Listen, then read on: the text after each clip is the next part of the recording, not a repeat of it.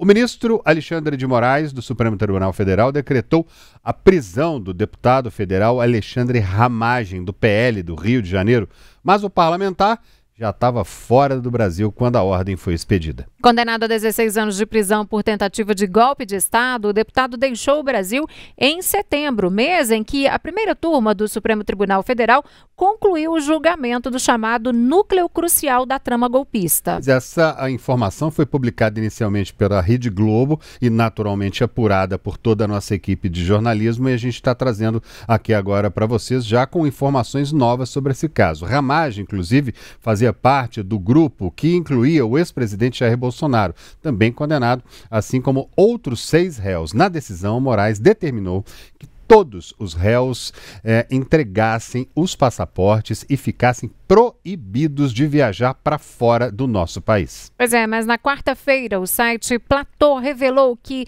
Ramagem estava com a família em Miami, nos Estados Unidos. O veículo, inclusive, publicou foto do deputado passeando por um condomínio de luxo com a esposa. A informação é que a imagem foi feita, portanto, na quarta-feira. O parlamentar teria viajado de avião para Boa Vista, em Roraima, de onde partiu de carro em uma viagem clandestina em direção à fronteira e seguiu depois para o outro país.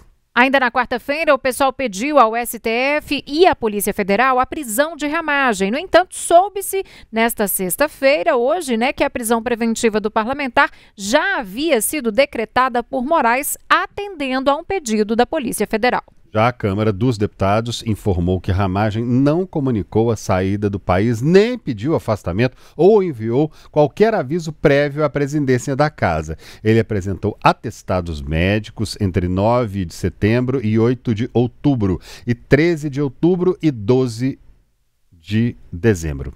Fora do Brasil, Ramagem votou à distância pela aprovação do projeto de lei antifacção na terça-feira, agora, dia 18. O então delegado da Polícia Federal, Ramagem, foi chefe da Agência Brasileira de Inteligência. Em março, a primeira turma do STF decidiu aceitar a denúncia da PGR, que o tornou réu. As investigações indicaram que ele atuou na tentativa de golpe enquanto era diretor da ABIN no governo de Jair Bolsonaro. Luciane Landim, já temos mais atualizações sobre essa situação de Alexandre Ramagem aí por Brasília? Ele continua foragido? Olha, Círia, a informação que a gente tem é que o deputado Alexandre Ramagem continua nos Estados Unidos, como informou essa semana o site Platô, A gente tem uma manifestação da defesa de Ramagem, o advogado Paulo Sintra, que falou que como a decisão do deputado de se ausentar do país só foi comunicada à defesa técnica nesta semana, ou seja, muito tempo depois dessa saída dele do Brasil, o advogado não irá se manifestar por hora sobre o fato e seus desdobramentos. Então, a manifestação da defesa que deixa muito claro que não foi informada sobre essa saída de Ramagem do país pelo próprio deputado, Essa notícia, essa informação que foi divulgada, então, pela imprensa nesta semana. Pois é, tá aí, a gente está acompanhando as imagens do deputado federal Alexandre Ramagem, condenado a mais de 16 anos de prisão e que, com informações novas divulgadas, está fora do Brasil, está nos Estados Unidos e com uma ordem de prisão expedida por aqui pelo Supremo Tribunal Federal. Ô Lu, ele pode ser considerado naturalmente, então, foragido, né? Olha, se o entendimento da justiça é que se há uma ordem de prisão aberta, que essa foi a apuração inicial ali da TV Globo, importante a gente destacar que essa ordem de prisão ela ainda não entrou na tramitação da ação penal da tentativa de golpe de Estado, que é a ação que condenou Ramagem a 16 anos de prisão no Supremo Tribunal Federal. Mas, naturalmente, quando a gente tem uma ordem de prisão em aberto contra alguma pessoa, qualquer pessoa, E essa pessoa, ela se ausenta ali do território onde ela deveria estar, essa pessoa, ela passa, assim, a responder como foragida. A gente aguarda uma publicação oficial ainda do Supremo Tribunal Federal sobre essa situação de Alexandre Ramagem, lembrando que o processo que o condenou nessa trama golpista ainda não está naquela etapa de trânsito em julgado, que é quando o processo é realmente finalizado e aí a execução da pena, ela é determinada. E é isso sua execução definitiva, né? Mas até lá, no caso dessa informação publicada pela TV Globo, pode acontecer uma prisão cautelar para garantir a segurança, inclusive a segurança de que essa condenação ela vai realmente ser cumprida quando essa ordem definitiva ela for assinada e for publicada pela Suprema Corte. Essa é a situação. Claro, a gente precisa esperar esse desdobramento, inclusive da defesa, nessa manifestação que a gente teve da defesa informando que não foi comunicado ainda ali no mês de setembro. Muita coisa pode acontecer, é o que a gente acompanha.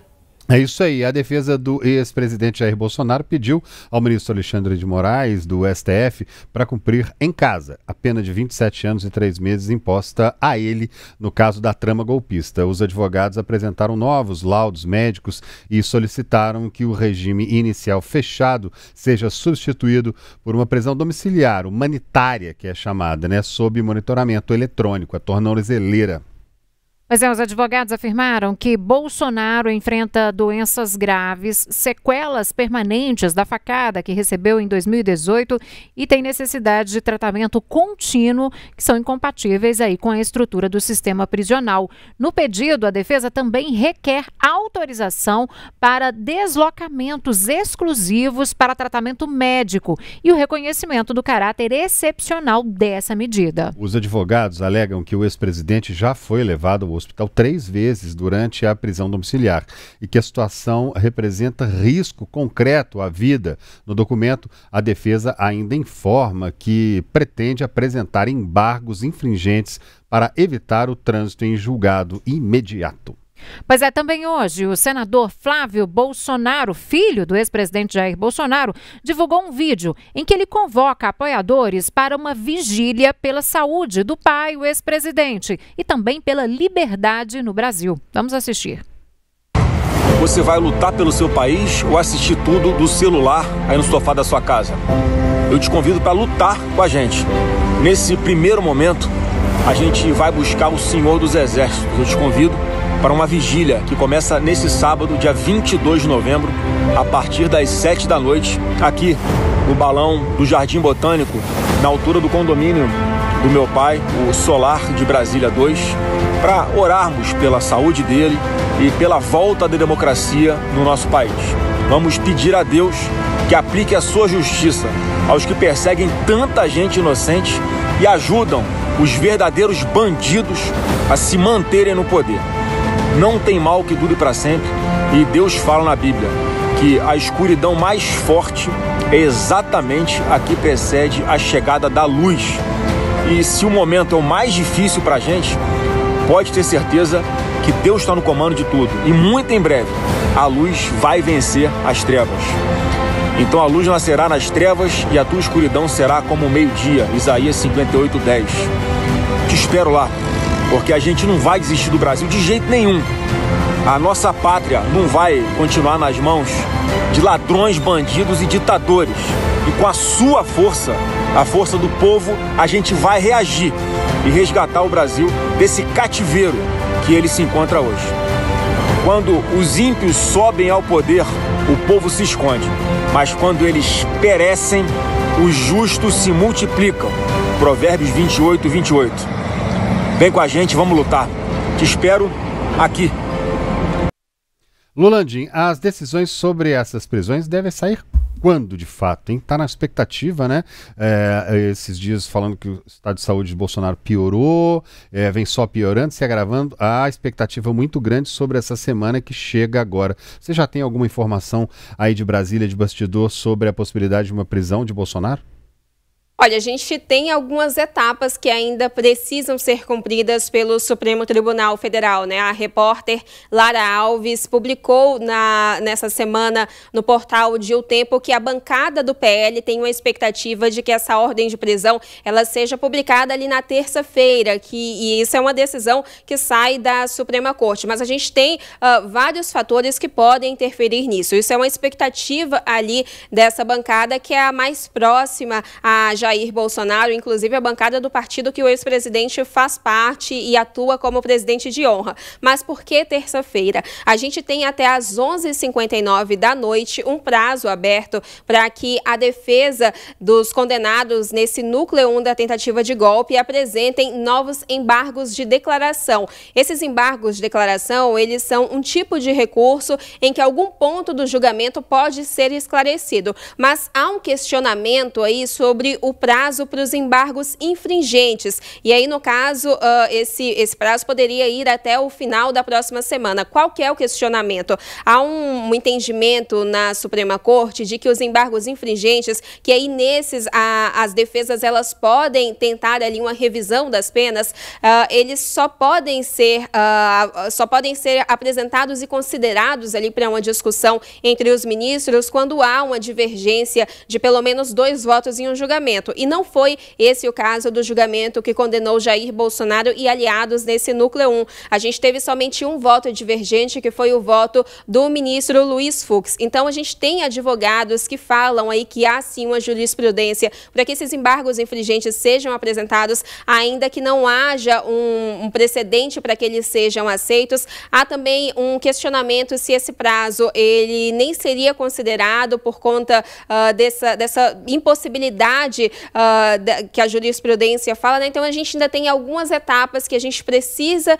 esperar para que sejam cumpridas. E aí, a última fase é a decretação do trânsito em julgado da ação penal. O que é que isso significa? Que não há mais uma possibilidade de qualquer recurso que possa reverter essa condenação ou mudar ali os termos dela. Então, depois que isso for feito, isso é uma publicação que acontece no Diário de Justiça, a execução, na verdade, de todas as penas, ela passa a ser assinada pelo Supremo Tribunal Federal e a partir daí a gente tem a ordem efetiva de prisão de quem foi condenado nesse grupo, nesse chamado núcleo 1. Então, a gente segue uma expectativa pensando que muita coisa pode acontecer na semana que vem, como também pode acontecer na semana seguinte. Se as defesas apresentarem novos embargos, como que isso vai ser tratado pelo Supremo Tribunal Federal? No caso, os primeiros embargos declaratórios foram levados a julgamento no plenário virtual. Isso pode se repetir?